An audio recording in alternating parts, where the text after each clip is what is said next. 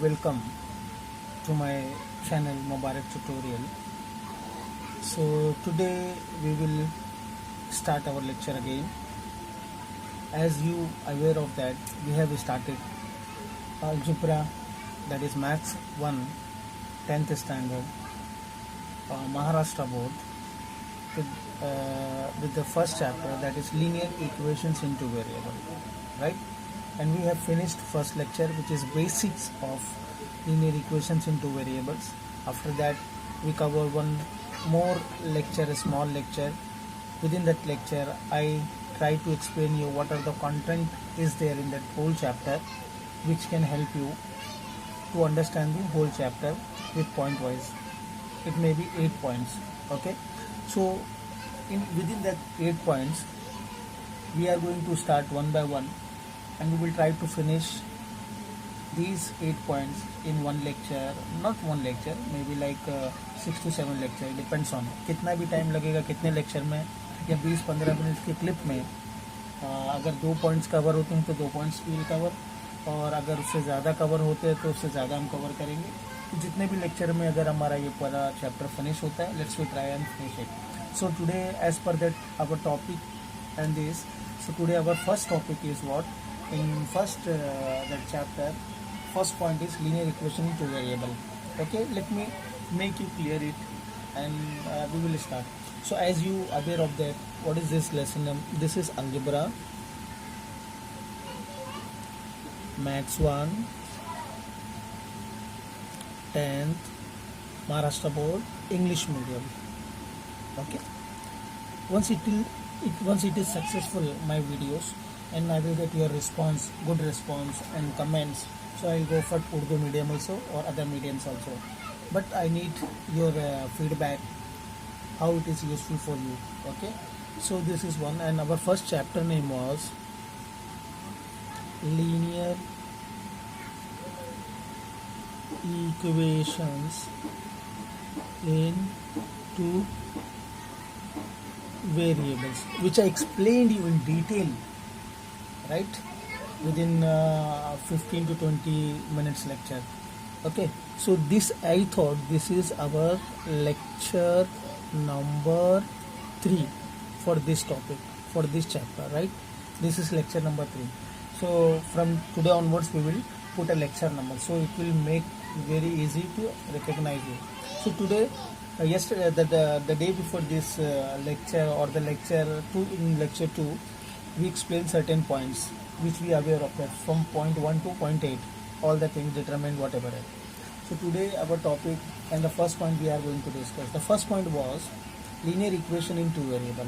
Let me try to understand what is linear equation in two variable, and how we are going to identify it, and how we are going to recognize it, and how we are going to pick it, and we will rectify, or we will prove that yes, this is linear equation in two variable. यानी हम कैसे पहचानेंगे कि वो linear equation है, तो वो linear equation two variable वाला है, अगर है तो क्यों है, हम प्रूफ तो उसको कर सकें, और उसको हम लोग दलील के साथ, प्रूफ के साथ बता सकें कि yes this is linear equation in two variable. So उसके कुछ क्राइटेरिया है, कुछ तरीका है उसको हम लोग समझते हैं. सबसे पहले हम लोग समझेंगे कि लीनियर इक्वेशन क्या है. Let's try to understand this one. I have written one equation here, ax plus by plus c equal to 0 is the general form of a linear equation in two variable. in a two variable linear equation, जो कोई भी two variable का है, उसका general form आपको ऐसे ही लिखना पड़ेगा. इसका मतलब ये है कि आपके जितने भी ये सब है, ये सब लेफ्ट में आएंगे, और इक्वल टू के आखिर में 0 आना चाहिए. That means every number and constant, everything variable you have to keep in left side of the equal part, and the remaining 0 should be there in right side. So this is the form to write in general form, write a linear equation. Got it? I think आप समझ गए कि आपको हमेशा equal के 0 होना चाहिए, और बाकी का जितने भी मैटर वगैरह सब है, कांस्टेंट हो या वेरिएबल हो, सबको आपको लेफ्ट साइड में रखना है. ऐसे फॉर्म में आपको रखना है, पहला x वाला, फिर y वाला, फिर उसके पास में उसका कांस्टेंट नंबर इक्वल टू 0 कर देना है. तो ये इसको जनरल फॉर्म बोलते हैं. कोई भी इक्वेशन को ऐसा रखने का जनरल फॉर्म होता है, अगर वो लीनियर इक्वेशन है तो. जहाँ पर where A B C are real number, और ये जो ए होगा या बी होगा, ये सी होगा, ये रियल नंबर में से होंगे.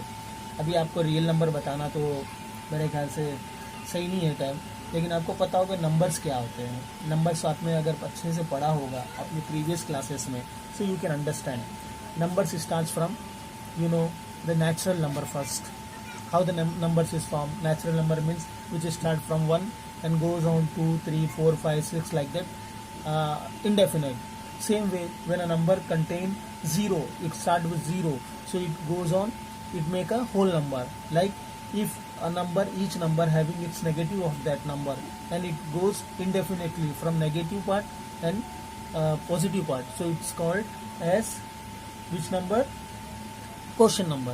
So like that we have different number systems, so we have to understand. So real number is the big part of that number, means most of the numbers contained in real number, यानी सबसे ज़्यादा बड़ा number real number है, उसमें negative number भी आ जाते हैं, positive भी आ जाता है, जीरो भी आ जाता है।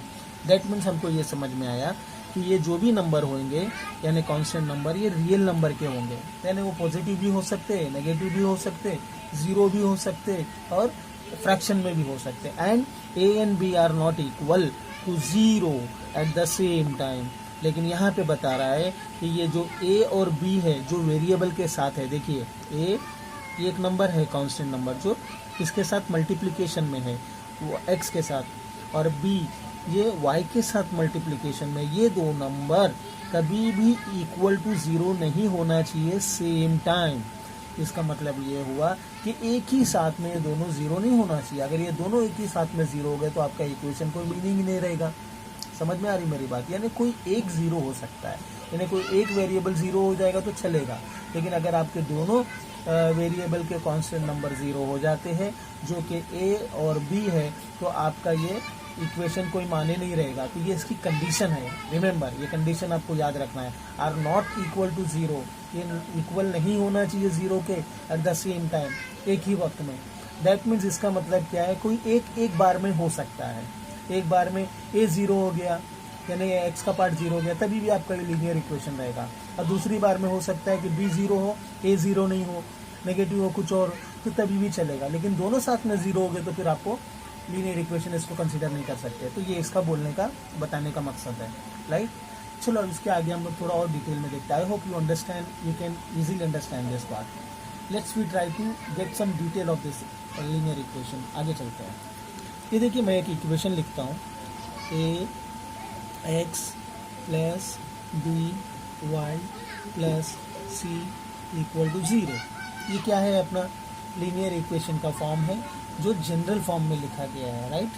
अब इसको आप ऐसे भी लिख सकते हैं, इसको आप ऐसे भी लिख सकते हैं, A X plus B Y plus equal to C, ऐसे भी लिख सकते हैं। ये कांस्टेंट है तो बेटर हम लोग ऐसे ही लिखते हैं, इसी को समझते हैं, राइट। इसी को जब आप इधर लाओगे तो ये क्या हो जाएगा, इक्वल टू जीरो हो जाएगा। अभी हम लोग इसको देखते हैं। अब यहाँ पे देखेंगे, ये जो है इसको बोलते हैं फर्स्ट टर्म, व्हाट वी से कॉल्ड एज फर्स्ट टर्म। फिर ये जो दूसरा पार्ट है इसको हम लोग बोलते हैं सेकेंड टर्म। क्या बोलेंगे इसको? Second term. और ये जो तीसरा रहेगा इसको हम लोग बोलेंगे थर्ड टर्म। और ये जो है इसको हम लोग बोलते हैं इक्वल, एंड ये क्या है हमारा, जीरो। ओके, तो यहाँ पे आप देखिए ये जो इक्वेशन है इसमें first term, second term, third term equal to और जीरो है। That means what I want to say you, in this equation we have first term, second term, third term equal to and zero. These are the main part of this equation. Now let's try to understand how the part is or term is going to be formed. Always in equation or the term is going to be identified with the sign of plus or minus. Only plus or minus sign will make them term 1, term 2, term 3, right? We cannot make up with multiplication or division. और जब भी plus और minus होगा तो वो term को अलग करता है, इसीलिए ये ए एक्स ये एक है क्योंकि इसके दोनों के बीच में मल्टीप्लिकेशन है, और मल्टीप्लिकेशन आपको टर्म नहीं बनाता है, इसलिए ये एक टर्म हो गया, फर्स्ट टर्म। अब ये प्लस हो गया, प्लस से दूसरा टर्म हो गया, यहाँ से ये एक टर्म खत्म हो गया, नेक्स्ट टर्म बी वाई, तो ये दूसरा टर्म हो गया, राइट। और उसके बाद में प्लस सी, ये तीसरा टर्म हो गया। ये तो इक्वल है, आपको पता है यहाँ पे जीरो है, तो ये अपने को फ्रैक्शन अपने कर लिए, ये फ्रैक्शन है। Now we try to understand it. What is there inside this? Again, we will go in deep and we will try to understand. So हमको समझ में आ गया ये 3 टर्म की इक्वेशन है. इसमें 3 टर्म है. फर्स्ट टर्म कौन सा है? ax है, प्लस हो गया जिससे दूसरा टर्म बन रहा है by है सेकेंड टर्म, और प्लस c जो है वो थर्ड टर्म है, राइट, और इक्वल टू और is 0 है. ये इक्वेशन का फॉर्म है. Now we will try to understand what is there in that terminology. Again I am writing a equation. देखिए अभी इक्वेशन को हम अच्छे से समझने की कोशिश करेंगे. ax plus B Y plus C equal to 0. अभी मैंने आपको बताया फर्स्ट टर्म है, राइट, ये सेकेंड टर्म है, ये थर्ड टर्म है, ये इक्वल है, ये है. हम लोग लिख लेते हैं. इसमें जो ये जो फर्स्ट टर्म है ना, ये फर्स्ट टर्म के अंदर ये जो पार्ट है इसको और ये पार्ट, ये दोनों पार्ट मिला है. किससे मिला है? ये मल्टीप्लिकेशन से मिला हुआ है, right. It is multiplied by both. Okay, same वे ये पार्ट और ये पार्ट, ये भी दोनों मल्टीप्लिकेशन से आपस में मिले हुए. ये एक अकेला पार्ट है, राइट. तो हम लोग ये जो है x है, ये x को हम लोग बोलते हैं वेरिएबल. ओके, तो हम लोग इसको बोलते हैं x को वेरिएबल. ये पहला वेरिएबल है, फर्स्ट वेरिएबल, और इसका नाम क्या है? x है, ठीक है. लेकिन ये वेरिएबल के साथ में कुछ चीज़ मल्टीप्लिकेशन में है. There is something multiply with this variable. तो ऐसे जो वेरिएबल के साथ जो मल्टीप्लिकेशन होते हैं उसको हम लोग इंग्लिश में बोलते हैं कोएफिशिएंट. क्या बोलते हैं उसको? कोएफिशिएंट. वो उसका कोएफिशिएंट है. तो x जो वेरिएबल है उसका कोएफिशिएंट a है यहाँ पर. और ये कोएफिशिएंट कभी भी क्या रहता है? कांस्टेंट रहता है. क्या रहता है? कांस्टेंट. मतलब कोई एक नंबर होता है, ये कुछ भी नंबर हो सकता है. तो आपको मैंने बताया था कांस्टेंट क्या होता है, वेरिएबल क्या होता है. अगर आपको इसको समझना है तो आपको मेरे पहले लेक्चर में जाके इसको सीखना पड़ेगा. ओके, कोएफिशिएंट कहते हैं, ये इसका कोएफिशिएंट है. तो x का कोएफिशिएंट क्या है? यहाँ पर a है, ठीक है, जो उसके साथ मल्टीप्लिकेशन फॉर्म में है. ये पूरा मिला के टर्म क्या हो गया? ये फर्स्ट टर्म हो गया. ये समझ में आ रहा है आपको? इसी तरीके से हम सेकेंड टर्म में जाएंगे. सेकेंड टर्म में जाएंगे तो अगेन यहाँ पर b है, मल्टीप्लिकेशन है, और यहाँ पे y है. तो y जिस तरीके से यहाँ पे x जो था वो फर्स्ट टर्म था, सेम वे यहाँ पर सेकेंड वेरिएबल होगा. और यहाँ पर आपको बताइए सेकेंड वेरिएबल क्या होना चाहिए? हमारा y होना चाहिए. Very good. तो सेकेंड वेरिएबल हमारा यहाँ पर y हो जाएगा. और ये सेकेंड वेरिएबल के साथ again there is a multiplication with some number. कुछ कांस्टेंट नंबर यहाँ पर है जिसका नाम क्या है? b है. और ये कांस्टेंट नंबर अगेन उसका कोएफिशिएंट होगा. क्या होगा? कोएफिशिएंट. यानी the coefficient of y is b which is a constant number, और any number it can be. So ऐसे नंबर को हम कांस्टेंट नंबर बोलते हैं. इसका मतलब हमारे पास दो वेरिएबल है. पहला वेरिएबल x है, दूसरा वेरिएबल y है. ओके, हेलो, देखिए. सो इसको हम लोग फर्स्ट टर्म बोलेंगे, राइट. इसी तरीके से पूरा हमारा सेकेंड टर्म हो जाएगा, राइट. सेकेंड टर्म में y वेरिएबल आ गया, उसके साथ एक कोई कोएफिशिएंट होगा जो कांस्टेंट नंबर होगा. फर्स्ट वेरिएबल में या फर्स्ट टर्म में एक फर्स्ट वेरिएबल होगा जो x होगा, और उसके साथ इसका कांस्टेंट नंबर एक मल्टीप्लिकेशन में होगा जिसको हम लोग कोएफिशिएंट ऑफ x बोलेंगे, राइट. और थर्ड वाला पार्ट बच जाता है. ये थर्ड वाला जो होगा ये सिर्फ कांस्टेंट नंबर होगा. एक कांस्टेंट नंबर होगा, और ये हमेशा कांस्टेंट ही होता है, कोई भी नंबर हो सकता है. इस तरीके से हमारे पास 3 टर्म हो गए. ये थर्ड टर्म हो गया, राइट. तो first term, second term, third term, ये तो इसको हम इक्वल बोलेंगे, और ये जो रह गया ये 0 हो गया. तो ये फॉर्म क्या कर रहा है? आपको एक लीनियर इक्वेशन कर रहा है. तो इसमें शर्तें क्या है? लीनियर इक्वेशन क्यों है, ये कैसा है, ये इसके बारे में भी हम लोग सीखेंगे. देखिए ax plus B Y plus C equal to 0. लेकिन इसको लीनियर तब बोलेंगे, इसकी कुछ कंडीशन है, कुछ क्राइटेरिया है. पहली बात तो इसमें 2 वेरिएबल होना चाहिए आपको. देखिए 2 वेरिएबल आपके पास है. Just see there are 2 variable differently like x and y. We have 2 variable, different variable. Good. So in 2 variable it is concluded, it is proved. Plus c is a constant, one constant number equal to 0. Okay. Here with x multiplication a is here, that is a coefficient of x. कोई भी एक constant number हो सकता है जो real number में से हो. Same way multiply by b which is a constant number, and again it is called coefficient of y. कोई भी कांस्टेंट नंबर हो सकता है रियल नंबर में से, राइट। तो ये इसके साथ मल्टीप्लिकेशन में है, तो इसको लीनियर इक्वेशन तब बोलेंगे जब इसका वेरिएबल हमेशा उसका पावर 1 होना चाहिए। यानी x का पावर, अगर आप यहाँ पे देखेंगे x पावर 1 इक्वल टू क्या रहेगा, x पावर 1 इक्वल टू हमेशा x आता है, और y power 1 equal to y रहता है, क्योंकि x का पावर भी इधर 1 है, y का पावर भी 1 है। That is why this is linear equation. Remember, अगर इसका पावर 1 नहीं होता, स्क्वायर होता या थर्ड होता या फोर्थ होता, पावर फोर्थ होता, तब ये लीनियर इक्वेशन होता ही नहीं। तो लीनियर इक्वेशन की एक कंडीशन ये है कि वेरिएबल का पावर हमेशा एक भी होना चाहिए।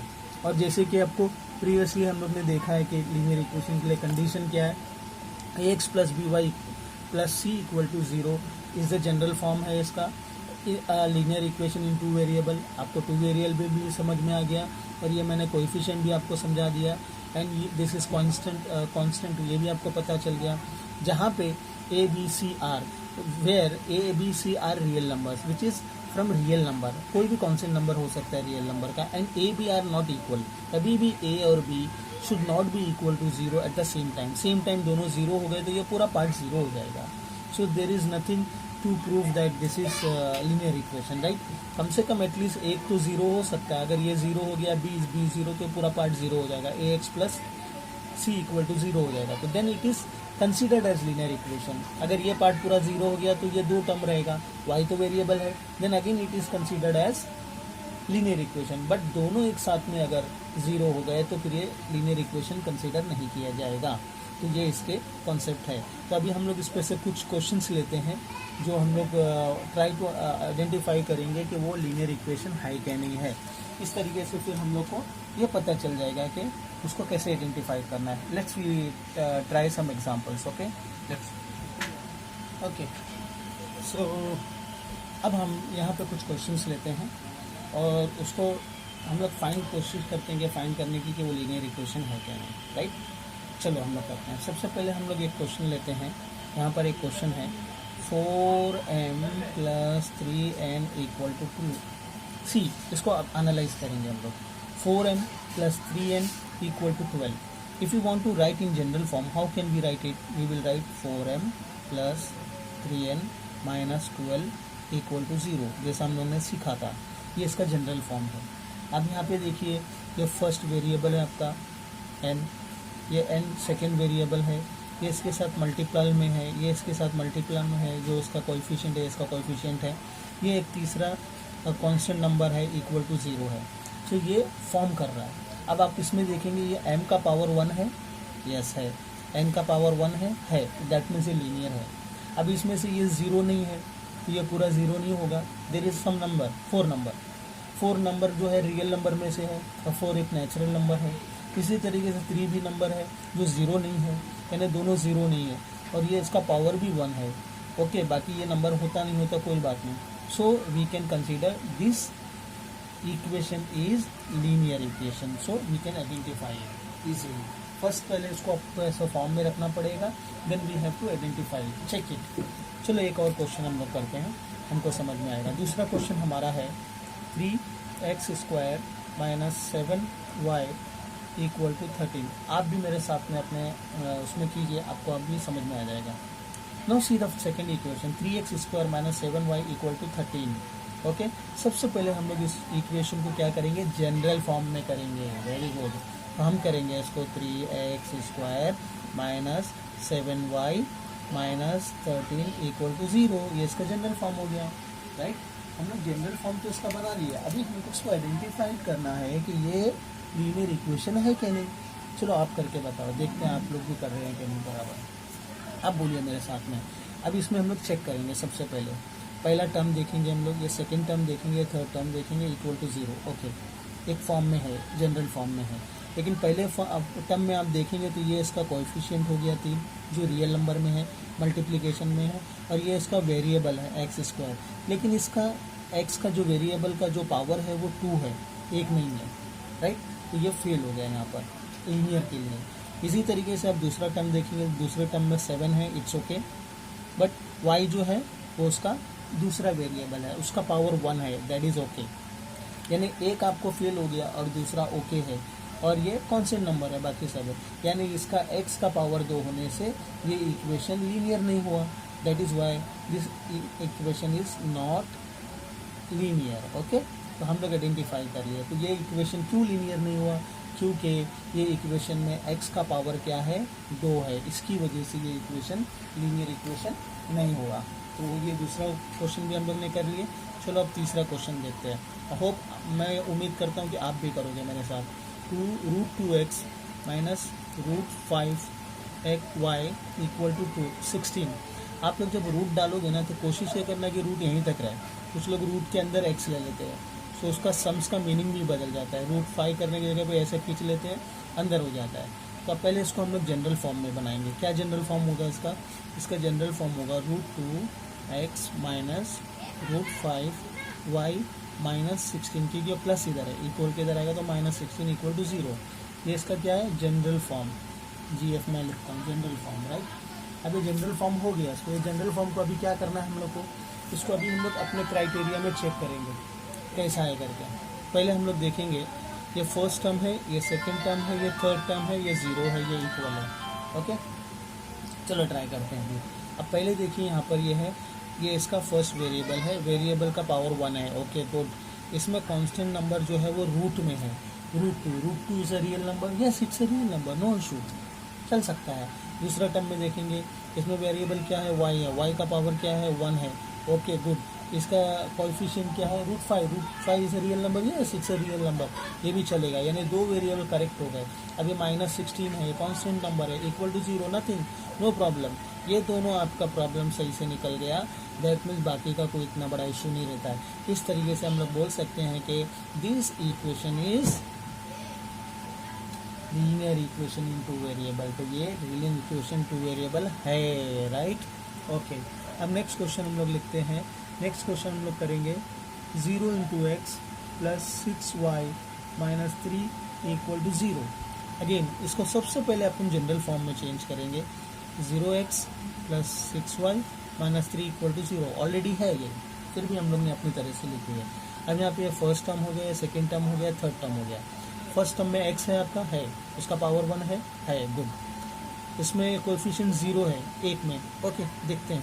सेकेंड टर्म में जाइए, y है, वेरिएबल है, इसका पावर 1 है, इसके साथ वेरिएबल कोएफिशिएंट 6 है, यानी 0 नहीं है, यानी कोई एक 0 हो सकता, एक नहीं होगा तो चलेगा, और कांस्टेंट वगैरह सब सेम है।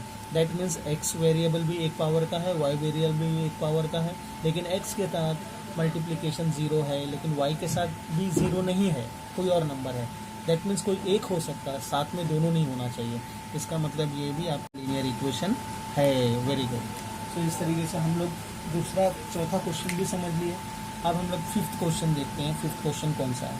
फिफ्थ क्वेश्चन हमारा है यहाँ पर 0.3x plus 0y minus 36 equal to 0।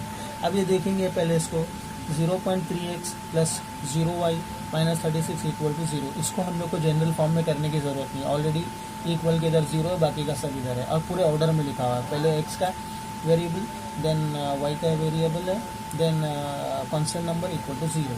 अब इसमें करना क्या है? What we have to identify the first term. Here x is a variable which is having power 1, it's okay.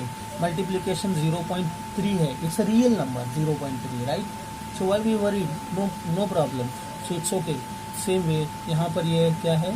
दूसरा वेरिएबल है, this is second variable which also having a power 2 y, and इसके साथ multiplication 0 है, coefficient 0, it's okay. At a time 1 should be 0 हो सकता है, but at the same time both should not be 0. So this is not 0, this is 0.3, right? And this is 0. So here again we can consider and forget about the constant in this thing. So this is also a linear equation in 2 variable है, तो ये भी equation it's okay. Now we'll go for the sixth one. Sixth question दिया हुआ है 4/x plus 5/y equal to 4. अब ये equation है, ये इक्वेशन एकदम अलग ही है, इसको हम लोग को चेंज करना पड़ेगा। We have to change it. So इसको जनरल फॉर्म में करने के लिए x और y को हमको डिवाइड करना पड़ेगा। सो लेट्स वी डिवाइड, इसको हटाना है, that means we have to multiply. We will multiply it, we will multiply whole equation with the x and y. So it will get 4x हो जाएगा तो 4y हो जाएगा, प्लस यहाँ पर y कट जाएगा तो यहाँ पे x हो जाएगा, इक्वल टू 4xy हो जाएगा. अब इसको ऑर्डर में लेके आ जाएंगे. सबसे पहले x आना चाहिए 5x plus 4y minus 4xy equal to 0. Now let's see here, we have two variable x or y. We have here again multiplication of two variable. With this we don't have here constant number, so ये हमको थोड़ा problem दिख रहा है. ये चलेगा, but due to this we have extra variable x into y which is in multiplication form, so we cannot consider it as our linear equation. Okay, so this is not linear equation. Okay, so that is also, it is clear. Now the last one we will learn. The last question is that 7 4xy minus 5y minus 8 equal to 0. ये standard form में लिखा हुआ equation 4xy minus 5y minus 8 equal to 0. Let's see the first variable इसमें xy है और उसका coefficient 0 है. Coefficient okay, x is okay, y इसमें है जो हमको ज़रूरत नहीं है. That is why this is not acceptable. minus 5y acceptable, this is because of this part, first term, this equation is not linear equation. So hence we cleared and we understand different types of equations, so whether these are linear equation or not, and on which basis, and how we can identify it, and how we will understand it. Everything I solved you, I explained you in clear manner. I hope you can understand. If you want this rough page for understanding, better understanding, for each and every my lecture rough page, I will upload for you in PDF form, and you just request me in comment box, so I will give you the path to download this this lecture explanation sheet to you, so you can download and you can refer it. It will make you help. Okay, so thank you very much for watching my video and learning, and please like it if you like most, and share it and subscribe my channel for more and further lectures, and please comment it whatever you need new. आपको कुछ और lecture चाहिए तो please comment कीजिए, और इसके YouTube channel के bell icon को भी दबाइए, ताकि जितने भी मैं नए लेक्चर्स के वीडियो डालूंगा तो आपको सबसे पहले मिल जाएंगे. इसके बाद मैं राइटिंग के भी लेक्चर्स डालने वाला हूँ कि कैसे आपको राइटिंग सीखना है, कैसे राइटिंग को इजी बनाना है, हैंड राइटिंग गुड बनाना है, और बहुत सारी लेक्चर्स मैं बेसिक्स के भी लेक्चर्स बनाने वाला हूँ. तो प्लीज़ प्लीज़ प्लीज़ आप लोग सब्सक्राइब कीजिए और उसको ज़्यादा से ज़्यादा अपने दोस्तों में और सब लोगों को शेयर कीजिए. Thank you very much for listening my watching my video, and thank you, bye.